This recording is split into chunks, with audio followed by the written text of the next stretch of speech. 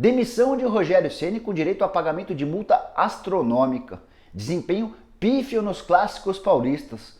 Contratações extremamente caras e de nenhum retorno. Esses são só alguns dos motivos que o canal do Nicola vai enumerar para mostrar que o Leco é sim um dos piores presidentes da história de São Paulo.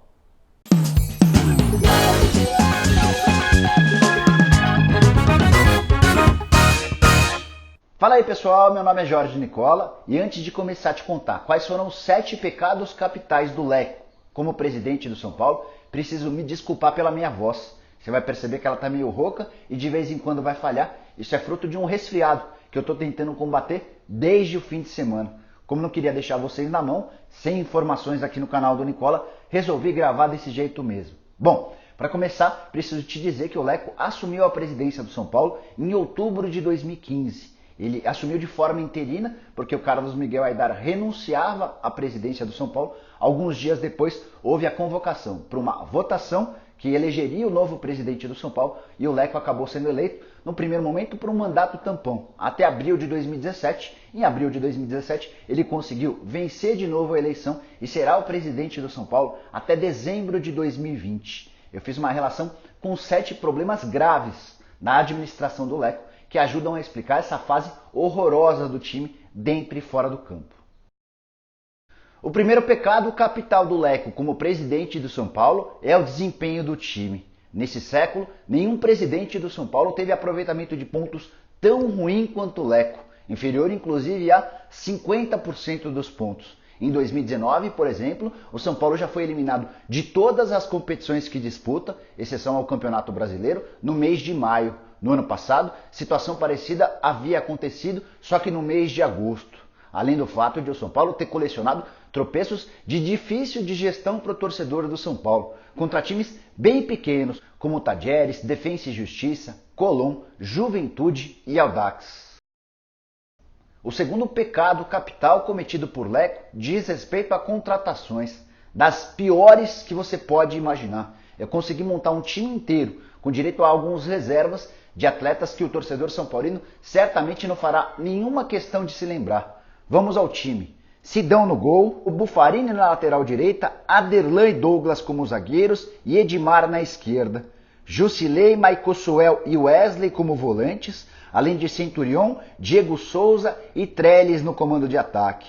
No banco de reservas esse time ainda tem o goleiro Jean, os laterais direitos Bruno Pérez e Regis, o lateral esquerdo Mena, os meio-campistas Cícero, Jonathan Gomes e Tomás, além dos atacantes Neilton, Chiesa e Guizal. Vários desses péssimos negócios feitos pelo São Paulo continuam rendendo prejuízo ao clube até hoje. O Maicosuel é um exemplo. Ele ganha R$300 mil por mês no São Paulo e já não joga desde a temporada passada no Morumbi. Mas ainda assim, o tricolor continua pagando a maior parte dos salários do atleta que está emprestado ao Paraná e o Paraná também não quer mais o Maicosuel. O que dizer então sobre a contratação de Diego Souza, que chegou ao São Paulo por R$10 milhões e um ano depois foi liberado de graça para o Botafogo? O Jusilei, volante que veio da China, fatura R$750 mil por mês, entre salários e luvas. Vou repetir, R$750 mil por mês. E não joga desde a final do Campeonato Paulista. O terceiro pecado capital cometido pelo Leco diz respeito aos desmanches, que vira e mexe aparecem no time. Pode reparar que é só o São Paulo começar a jogar um pouco melhor que ele vem de 3, 4, 5 jogadores e aí o São Paulo tem de recomeçar do zero. Em 2016, por exemplo, o São Paulo acabou perdendo Caleri, Allan Kardec e Paulo Henrique Ganso, pouco depois de uma eliminação na Libertadores da América. No ano seguinte foram negociados Luiz Araújo, David Neres, Lianco, Thiago Mendes e Maicon, obrigando o São Paulo a remontar seu time no mês de julho. Na metade do ano passado, quando o São Paulo era um dos grandes candidatos ao título do Campeonato Brasileiro, saíram Militão para o Porto, Valdívia e Marcos Guilherme para o futebol da Arábia Saudita, além do Cueva, que foi jogar no Krasnodar. O quarto pecado capital de Leco diz respeito a trocas de técnicos. Ele ainda não completou o 4º aniversário como presidente do São Paulo e já teve 11 treinadores diferentes. Muitos são paulinos ainda não conseguiram se esquecer, por exemplo, da demissão do Rogério Ceni. Mas a saída do Aguirre, às 5 rodadas do fim do Campeonato Brasileiro do ano passado, pode ajudar a explicar o fato de o São Paulo não ter conseguido se classificar de forma direta para a fase de grupos da Libertadores da América, o que causou enorme prejuízo ao time nessa temporada. Os 11 treinadores são paulinos na era Leco são Cuca, Wagner Mancini, André Jardine, Diego Aguirre, Dorival Júnior, Pintado, Rogério Ceni, Ricardo Gomes, Edgardo Balsa, Milton Cruz e Doriva. O quinto pecado capital de Leco são os vexames em clássicos. O São Paulo não vence um jogo contra Corinthians, Palmeiras ou Santos há 11 partidas. A última vitória aconteceu em 21 de julho do ano passado. Na era Leco são 43 clássicos disputados, com apenas 8 vitórias, 11 empates e incríveis 24 derrotas. O aproveitamento de pontos é de 27%. O pior desempenho do São Paulo é contra o Palmeiras, só 22%, fruto de 2 vitórias, 2 empates e 8 derrotas. Já contra o Corinthians, são 28% dos pontos conquistados, graças a 3 vitórias, 7 empates e 9 derrotas. Diante do Santos, o aproveitamento é de 30% dos pontos, com 3 vitórias, 2 empates e 7 derrotas. O sexto pecado capital de Leco tem a ver com o Rogério Ceni. Primeiro pela demissão do treinador que ele havia contratado no início de 2017, também de olho na eleição presidencial. Vou tentar refrescar sua memória. Em abril de 2017 haveria a eleição presidencial e o Leco sabia que não andava muito bem, com muito moral, junto ao torcedor e também aos conselheiros. Foi então que surgiu a possibilidade de Rogério Ceni virar o treinador do São Paulo em janeiro de 2017. O Leco aceitou a ideia e usou o Rogério Ceni como cabo eleitoral. No final das contas, em abril, o Leco conseguiu a reeleição. Só que meses depois, para ser mais preciso, 3 meses depois, o Leco demitiu o Rogério Ceni, sem nem dar tempo para que o Rogério pudesse mostrar daquilo que era capaz.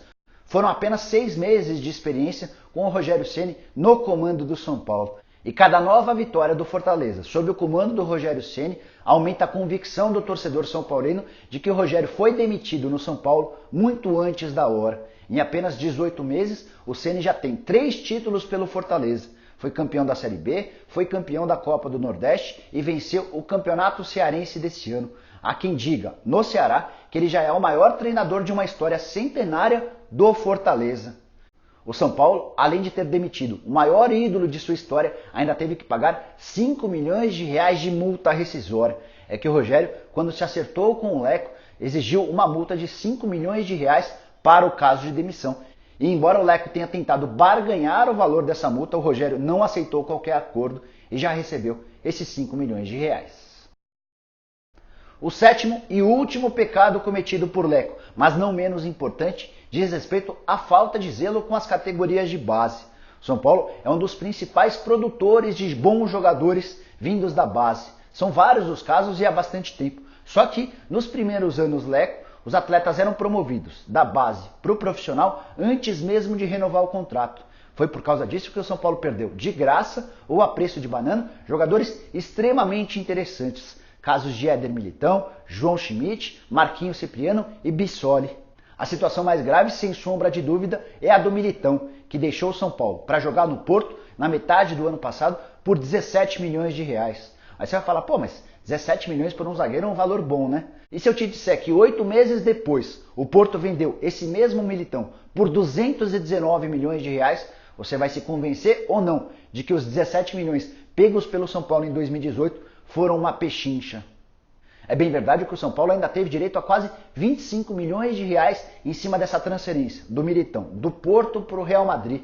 O São Paulo manteve 10% de uma venda futura e ainda tinha direito a 3% como clube formador. Mas, se tivesse renovado o contrato do Militão antes de promovê-lo ao time principal, certamente o São Paulo conseguiria um valor superior a 10 milhões de euros ou 45 milhões de reais na primeira venda do Militão, porque todo mundo estava careca de saber que o Militão, mais cedo ou mais tarde, se tornaria jogador de time grande na Europa e atleta da seleção brasileira.